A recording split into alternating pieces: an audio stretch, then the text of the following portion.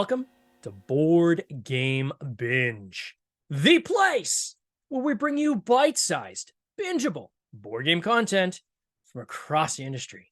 I'm your host, James Staley, and in this episode, we're chatting with Dane Chapin, founder and CEO of USAopoly, also known as The Op. Over the years, he has been the driving force behind the creation and ownership of numerous successful businesses spanning various industries. Dane, welcome to the binge. How are you doing, sir? I'm doing great. It's great to be here. We've been wanting to have you on this podcast for quite some time. Clearly, I think being a leader in the industry, it makes a lot of sense.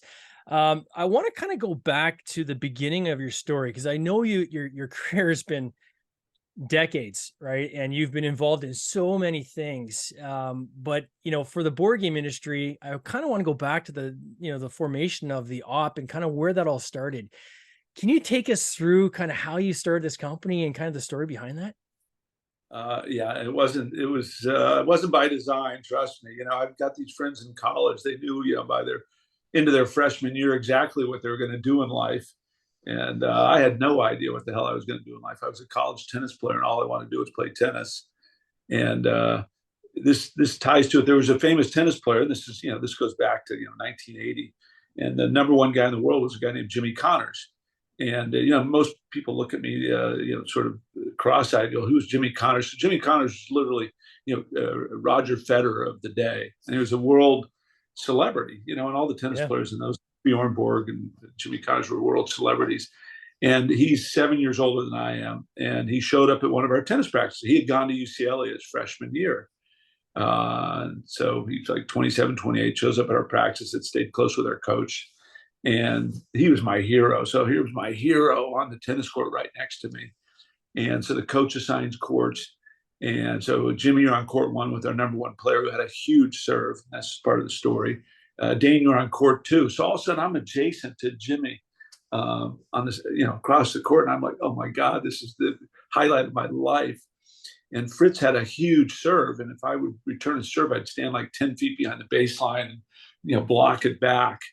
And, I want to keep in mind, I wanted to be a professional tennis player more than anything in life. And so Jimmy's getting ready. We're starting our set. Jimmy's getting ready to serve. I'm not paying attention to my guy. All I want to see is my hero next to me on the court. And he's standing on the baseline getting to return Fritz's serve. I'm like, hold it. How do you stand on the baseline? And the return of serve for Jimmy against this guy who had a world-class serve, it was an offensive shot. And I saw one shot, and I said, I'm never going to be a professional tennis player. The guys on our team, a bunch of them played pro tennis, and we were sort of bound. A lot of the guys, the best players. And I was knocking on the door, and I thought, there's a gap I'm never going to catch up to. Yeah. And I started getting better grades. Actually, didn't play tennis my senior year. Kind of got serious that I had to figure out life after tennis. And so ended up doing a bunch of different jobs. Worked in the film business, stumbled into a real estate career for 7 or 8 years. Real estate went sideways in the early 90s. I was trying to figure out what the hell to do. And my sisters had this idea. So I got to give credit to my sisters. I just sort of stumbled into their wake, or their rising tide. And my sisters are super marketing oriented, less, business. I don't want to say business savvy, but, they weren't accountants and what have you. And so anyway, they invited me to join this little fledgling business. And they were doing these knockoff Monopoly games. And then soon after that, we approached Hasbro with the idea, well, let's knock off the knockoffs. And so they had a bunch of more reasons to do it legally than making any money out of it. So they gave us this 2-year license to do city editions of Monopoly. And the rest, as they say, is history. And we went from having this 2-year license. Now we're in our 30th year with them, and it's expanded well beyond city editions. It expanded, 2 years later, we managed to convince them to let us do an Olympic edition of Monopoly. Yeah. And then met the CEO at Hasbro in 96. He said, you guys are great. What do you want to do? They gave us a 5-year license, and they expanded sort of our grant to go beyond cities. We got Harley Davidson, I remember, and NASCAR and the sports leagues. And then it wasn't that long after that we got, rolled into pop culture. And it was all twists on Monopoly. Then we started doing twists on Clue. and it's branched out into doing all their different, a lot of their different IP from Operation, and now we have a Grinch Operation and Shrek, and now we're doing a lot of our own IP. So we've expanded from my two sisters, me and a secretary in 1994. We're 75 people and sell games internationally. So it's been a pretty exciting ride, a lot of fun. When you originally approached Hasbro, was there any doubt in your mind that they would say yes? Like, I got to imagine at that time, it'd be going through my mind, these guys are just going to take the idea and run with it themselves. It's it's 30 plus years ago. I had every doubt in my mind. I thought it was sort of ridiculous that we were even approaching them, but I guess the timing was perfect and the idea, and they were worried about more copyright issues. So if they'd let these knockoff games sort of proliferate in the market, it would weaken their copyrights. So we managed to get this very narrow grant that expanded. We started making them money, and really, they're more specialized to turn on the presses and do minimum of 250,000 games and have bigger brands. And to focus in the niches and that we were focused in doing the things we were doing. They could have their cake and eat it too. They could protect their copyrights, expand their copyrights, and they could actually make more money on the license fees we were paying them than they could have done it themselves. The nature of our business then was really not geared for a Fortune 500 company to do it effectively. So it was very smart of them to trust us, which they did, thankfully. And I guess that trust has paid off. I mean, we've been working with them for 30 years. We might be the longest tenured licensee that they've got. I should check that. But it's pretty exciting to think, we've, in the turnover at the big corporations with people moving up the ladder. And, so we've worked through a lot of different people over that time. We've managed to, maintain those relationships. And, I don't know what the magic to it is, but we've been really engaged with them. And I don't think the relationship's ever been better. And the people they have working on our business and the collaboration they get internally is really gratifying. And it's been great for us. On the flip side, in dealing with some of these cities and licenses, was there any resistance there at all? Or was there almost like kind of welcoming with open arms, like, finally somebody's coming to us with an addition for our particular city? The great thing we had going for us, you think about Monopoly, and you're a Canadian, so you might think Monopoly was developed in Canada as a Canadian game. I certainly know people, you kind of, meet people from Brits or whatever, and they think Monopoly started here. It's based on London streets, and people international, there's international versions all over the world, and people think often that it was developed in their country. And it was actually based in Atlantic City. This guy invented this game in the mid-30s. And Monopoly is really an international icon. I mean, it's, in its world, it's huge. So when Hasbro said to us, hey, let's go get licenses, we would show up at the NFL or Major League Baseball or whatever it might be, or Disney. And we were, a major thing we had going for us, we were unique. So it wasn't like it being a T-shirt licensee where you're competing, on sort of a commodity product with 8 other capable companies. Nobody else had the Monopoly brand. So it gave us sort of a unique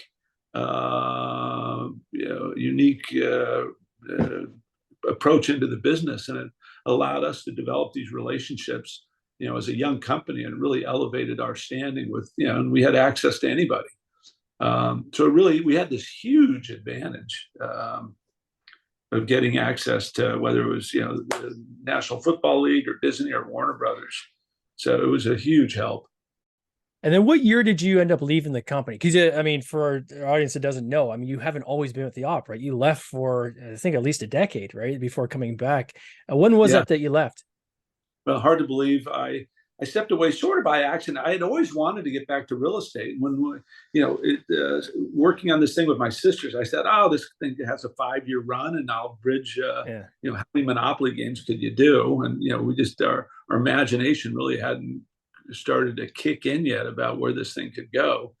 I thought, maybe it'll be a 5-year run. I'll roll back into real estate. So that was 94. I got approached by this young guy in San Diego with some stuff that he was doing around, and there was a lot of distress in real estate in 08. And it really piqued my interest. So I gave him some financial backing and some sort of adult supervision, if you will, with no thoughts of leaving USAopoly. And before I knew it, this little company we started, Zephyr Partners, a real estate business based in North County, San Diego, started to take off. And I was like, oh, I mean, it was kind of overwhelming what we were doing, and our timing had been perfect. We didn't have legacy problems, and there was a lot of distress in real estate. So I stepped away from the op in like '09, not really with the intention of coming back. It continued to grow. And so '09 until the beginning of 2021. So I stepped back in. It's been a hell of a 2-year ride. And I'm so happy I stepped back in. I've never been more energized professionally in my life. I'm kind of driving people at our office nuts just with all my ideas. I'm sort of an idea guy. So it's been a lot of fun. And, shifting the culture back, we sort of got risk averse.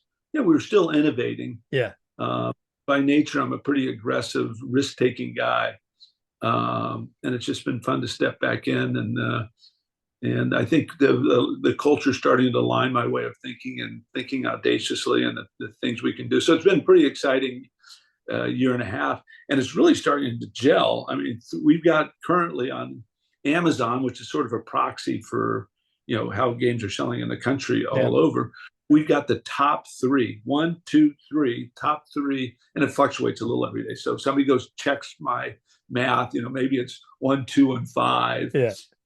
But right now we've got the 1, 2, and 3 family party games on Amazon, Blank Slate, Hues and Cues, and then our classic game that we've had around 12, 13 years, Illustrations. Yeah. So it's been really gratifying and exciting. I wish I could take credit for the development of those games. A little credit for Telestrations, but the others were developed before I came back. When did the op pivot into going beyond like the Monopoly editions and into party games, and then the next stage was then obviously into kind of classic hobby games? When did that occur, and what was the kind of lead decision that drove that? It's been sort of a slow hit and miss process. And it really started in earnest when we developed Telestrations. This is before I stepped away. So this must have been, was it '07? So anyway, this guy who worked for us, he's not with us anymore. And we have a lot of gamers find their way to USAopoly. So there are these huge hobbyists that love games, and maybe they're graphic artists or often creatives. And they find their way to USAopoly because they can turn their passion into a paycheck. So this guy walks in my office and says, Dane, I got this game I want to show you. What's it called? Well, it doesn't have a name. Well, where'd you buy it? Well, we made it up. And I said, what do you made it up? He said, yeah. So he pulls out these Post-it notes and a pen and says, here's how the game works. We put a clue in the middle, or put clues, and people randomly draw the clues.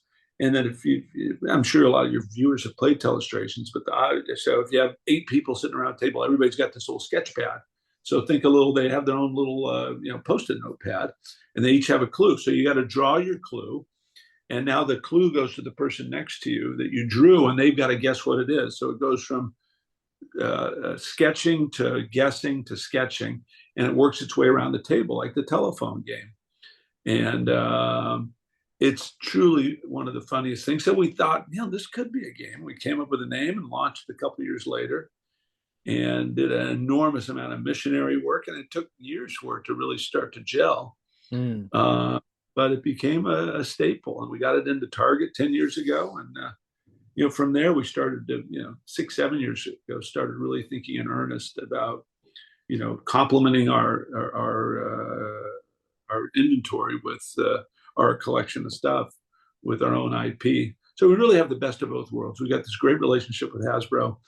We can really leverage their IP, which has an enormous amount of value. It gives us, strategically, it gives us a lot of advantages if it was just a strictly IP company. And then having our own IP is, think about being a renter versus an owner, So we get the benefits of being an owner with our own IP, but we have access to, all the most best IP in the world. So Did I read? I thought I read somewhere that Telestrations, there was an idea to turn that into like a TV show or something like this. Did I read that correctly? I didn't know that hit the press, but we've been in discussions for a while. We launched a digital version that's you can find on the Apple Store. Really fun to play. We just launched that, so we'll see where that goes. And we've been talking about it for a long time. So it's a little early to announce anything, but Yeah, sure. 2024 might we'll see. Yeah. When you came back to the op, what was the key decision? Like, what made you come back?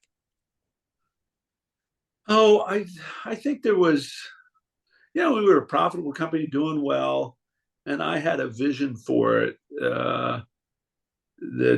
maybe didn't match up with our leadership at the time in terms of where we could take and what we could do. And so that really drove me to come back. And so for instance, we started a digital game because of that we've been looking at for a long time. Or we have a blank slate television show. We're partnered with Game Network. Mario Hmm. Lopez is going to be the host, and it launches in January. So we've already recorded 63 episodes. So Wow. that's exciting. We're doing a deal with Metaverse in partnership with a company called Nerd Ninjas, who developed the Dice Throne game. Yeah. So they have an amazing CEO, Nate Chatelier, out of Spokane, and you should have him on sometime. He's got a great story. God, I mean, I love this guy. He's become like a brother or maybe a nephew to me or something. I guess I'm old enough to be his dad, but we've developed a great relationship. And so we were working with them on this Dice Throne game. They were having trouble getting a Marvel license. And we have a great relationship with Disney and Marvel, and so we partnered doing a Dice Throne version of Marvel, and we just launched on speaking of Kickstarter, which we talked about before the show. Yeah. uh, we just launched on Kickstarter, had an enormous success with an X-Men Dice Throne version that'll come to. So they're doing sort of the Kickstarter portion of it. We bring the license to it, and then we'll take it to retail. And so we have really a great strategic partnership with Nerd Ninjas, and they're really a best in class. And we developed with them the Telestrations digital, the mobile app. So been a great partnership. So as part of you coming back is kind of because it sounds like almost like a transition, right? Of transcending kind of the traditional analog way of playing games and kind of taking some of this IP and bringing it into these other mediums. Was that kind of the key thing that was really your goal coming back? I'll tell you, my goal coming back is it sort of crystallized in the last couple of months, and it crystallized. I didn't know it as much as I knew it. I just read Elon Musk's new book by Walter Isaacson, and here's a guy who in the history of the human race, there's been 100 billion human beings that have walked the earth. Yeah. Kind of an amazing stat. And he's arguably, I'll tell you funny, I had an argument last night about this. And I said, uh, arguably, he's one of the greatest innovators of all time. I mean, he's completely disrupted two of the hardest industries to disrupt, most capital intensive industries, autos and space travel. Yeah. And the audacity of how he did it. Now, he's a little rougher around the edges than I am. My wife will tell you I'm the nicest guy on the planet. I believe her. So I'm going to, I'm going to work in a more collaborative fashion, I think, than Elon might. But I got to tell you, this guy has so inspired me by when you think about the difficulty of space travel. So he launches SpaceX in like 2004, 2005. Here it is, less than 20 years later. The globe, the world, all the countries of the world, from the U.S. to Europe, to Russia, China. The world, mankind is going to launch 2,000 tons of payload into space. So it's satellites, it's water for the space station. SpaceX this year is going to carry on their boosters 80% of it. Yeah. So to me, it's almost unimaginable, and it's changing mankind, and they're lowering the cost of getting payload into space because it's extremely expensive. And so I had dinner last night with and I'm not trying to name drop. So no, that's okay. Yeah. Drop away. I've become very good friends with Gary Kasparov, the former chess champion. Yeah. And he's in New York. I'm in New York. So we had dinner last night with our wives. And so he took issue with the fact that I called Elon maybe one of the top 5 greatest innovators of all time, and trying to tell him to read the book. And he's shaking. He said, Dane, there's this, there's this, there's this. And I said, okay, how about one of the top 100 innovators of all time? He said, okay, I'll give you that. He's one of the top 100. So I said, okay, that makes him 1 in a billion. And I said, here's a guy that's among us, in his prime of his career, changing the world. Yeah. And I just, it's gotten me, and those are the reasons I came back, but I didn't know it. It really crystallized for me as I'm reading his book that, there's fun with being audacious, having these crazy goals. And if we don't reach them, maybe we're going to reach a lot higher than we otherwise would have. And that's kind of my nature anyway, to kind of stretch beyond. I've done it since I was a kid. I was over my head playing tennis at UCLA, and, came to discover it when Jimmy Connors showed up. So I don't know. I want to push the boundaries and have some fun, and look back at some point in my life and just, kind of with a grin, and just say I didn't leave anything on the field. And certainly Elon doesn't. And that's why I came back. I didn't want to leave anything on the field. And I think there's a huge opportunity to be disruptive and do some crazy fun stuff and fun along the way. And, make a bunch of dedicated, I've got a ton of people who worked at USAopoly for over 20 years, and they do well. I want them to do great. And if I can put a big check in their pocket someday. And we were having a conversation internally recently about some comp stuff. And we have on our board is John Eiler, former CEO of Toys R Us. He retired to San Diego, and we got reunited. And I tell you, I had more fun with this guy every day. And he's kind of living vicariously through me. And, he's 76, 77, whatever. But we're just having a lot of fun. And I said, John, one of my goals is, if we ever sell this thing, I want to 5 years later run into somebody that worked for USAopoly, and they come up to me and they just thank me and just say, Dane, I love what you did for us and for me and for the company. And that's and he was really taken with that. He sent me a note later. And that's really how I want to run this thing. I want to run into somebody, who knows what our journey is going to be on this thing. Yeah. But I just want to, I don't want to leave anything on the field. It's from seeing your profiles and a lot of the things written about you, coaching seems to be a real integral part of kind of the way you operate. Is that fair to say? Like you seem to do a lot of entrepreneur type guest lecturing and things like that, and even coaching with your team. Is this something that's important to you, and how have you kind of built that into your day-to-day work life? I'm finally getting used to it. But when people started to call you sir,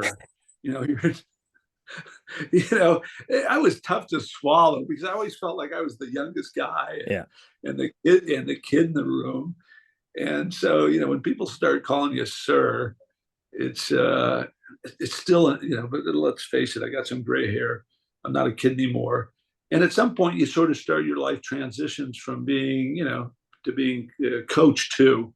I'm in the game, but I'm also I'm player coach, and I've gotten actually really comfortable with it. And I got 40 years of experience doing this, and I'm starting to sort of recognize that I do have things that I can share that will benefit people.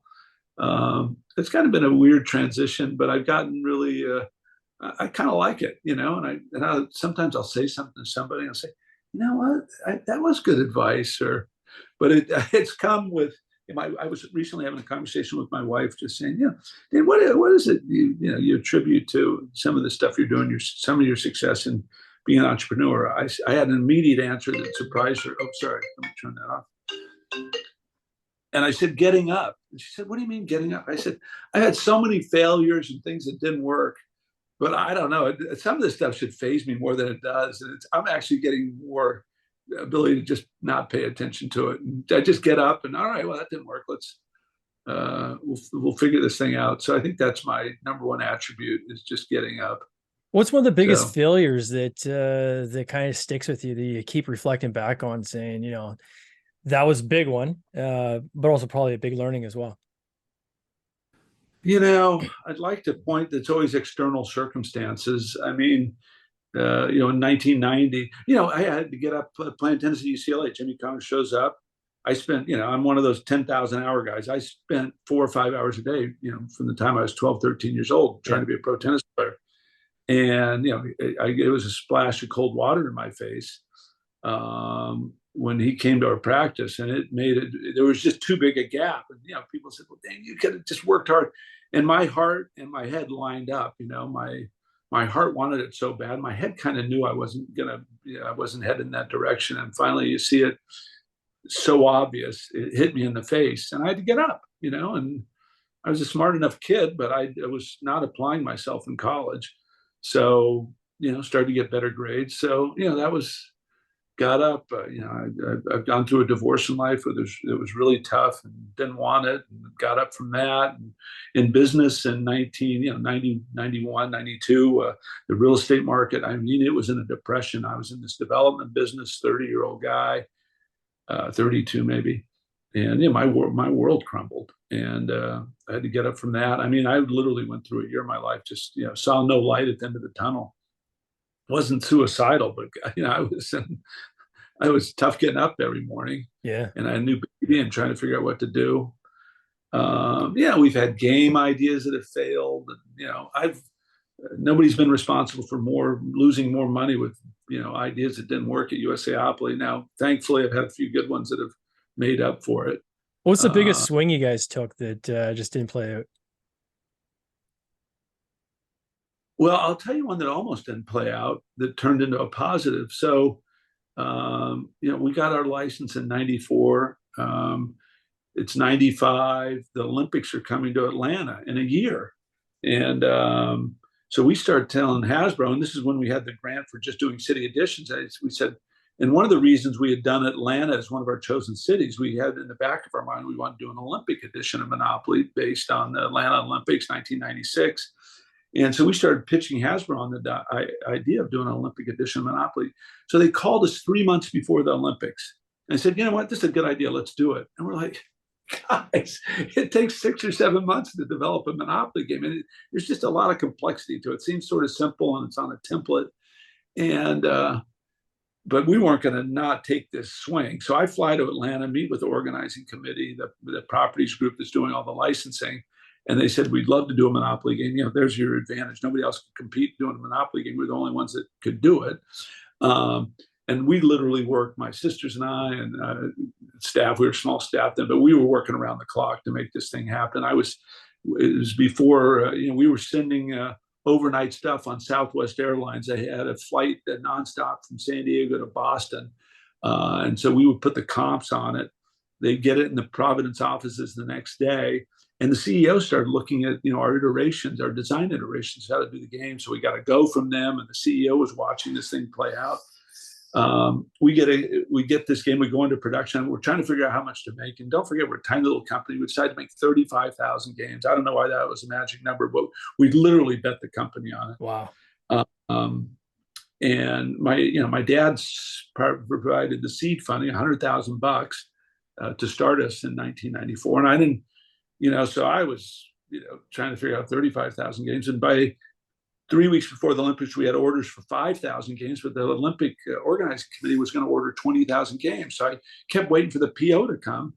PO comes 2 weeks before the Olympics for 90 games, 90 games. And they, part of our 35, and I don't know what the hell to do. I just told the sales crew, I'm on the phone, banging the phone. I go to the Atlanta a week before the Olympics. And I get down there. I said, "You know what? We should ship all the games down here. We'll have them in a warehouse for the stores that we've got. We can restock them overnight." And I'm doing a bunch of press stuff, walking, through Olympic Village. And I have a game in my arm about 2 days before the Olympics are starting. We still have, maybe we're up to 6,000 sold games. And this guy stops me. He said, what's that under your arm? I said, "Oh, it's an Olympic Monopoly game." He said, "Can I see it?" I said, "Yeah." I said, "That is the coolest thing." He said, "Where can I get one?" And I said, like Rich's or some of the sporting goods stores. And I said, "You know what, just take my game." And the guy said, "Take your game." I said, "Well, yeah, this is my company, and this is what we're doing, everything." He says, "Look, I can't take your game." I said, "Well, I'll tell you what, pay me for it." And wholesale price was $20. And I said, "Here, just pay me the wholesale price, $20." And, rips off at 20, no big deal. Light bulb goes off in my head. So I'm about to have, this, my life flashing before me I get a dolly and I get a tread, and I rent a van. And I have a photo of it. I should show you guys somewhere. And I ended up selling 20,000 games by hand on the streets of Atlanta over the next 2 weeks. Holy smokes. And it was a Herculean effort, but it was, got it done. And so that was, John Eilert likes to say it can either be magic or tragic. And we went from tragic to magic. And so that's, I forget what your question was, but I think no, it's good. No, it's the biggest swing. That's a huge swing. I mean, you had literally you bet the company right on that one decision, and yeah, we bet the company, and it almost turned against us. And I don't know. There's a little luck and serendipity. One of the things I do in life really well is connect the dots. So I have a big network of people, and I just seeds get planted into my head. And then some, little water gets sprinkled on a couple of years later, and I'll think about, oh, I had that experience. And there's an interesting story about radiologists I recently read. AI is becoming a big part of reading X-ray. Yeah. And in this story, and maybe it's going to change, but the story made the case that you're better off having like a 60-year-old radiologist read your X-ray than AI, and you'd rather have AI read your X-ray if you have a 30-year-old radiologist, even with all their training. And I'm beginning to recognize it in my life at this point. There's a ton of pattern recognition that I'm having awareness around. And maybe some of your guests who might be 40 now, maybe they'll remember this podcast when they're like 60 something. And they'll say, God, I remember that guy, Dane. He talked about pattern recognition. And my pattern recognition has gotten a lot better. Yeah. And it's just an experience. And it's not something you can accelerate. And but the radiologist who's read tens of thousands of X-rays begins to develop, a pattern recognition that is kind of almost indescribable. It's just, it's hard to recognize. You just have it because of all that experience, and there's just no way to accelerate it. What I love about that story as well is never underestimate the power of rolling up your sleeves. And the number of times I've seen, at conventions and people who are kind of just sit back and they just hope that magically stuff is going to sell itself. And then you see the other people that are actually willing to hustle. Right. And, that rolling up the sleeves can make a big difference. Right. That could be a make or break for a lot of people. Obviously, circumstance has to kind of line up as well. And, the patterns, but, the fact that you were willing to go down there, roll up your sleeves and say, hey, if we have to put these personally in people's hands, we're going to do it. And that got you to that next level, which is, I think, so inspiring. Well, I appreciate that. Yeah. Can you talk about what's coming next for the op? Is there anything that you can tease out at all for our audience? Or there is, and it's actually it's become a little public, but I'll tell you a great story. So we've got, and him, you met Tony Cerebriani. Yeah. He's sort of our inventor relations guy, and this guy, Eamon Anderson, meets Tony, and Eamon's got this game called Gnome Hollow. And there's an amazing story behind this guy, Eamon, who's not a game developer, developing this game, which is getting a lot of it. And we don't launch it until August, but it's getting a lot of press and attention. And so Eamon meets Tony, and Tony is the world's nicest guy. And he's a sweet guy. This game Hollow, and there's a lot of, I don't understand. I got to unpack more of the story, but I won't today because it'll take too long. And I got to understand the story better. But this game, everybody was chasing this game in the industry. And Tony said, well, I can help you out. I'll give you advice. Call me anytime.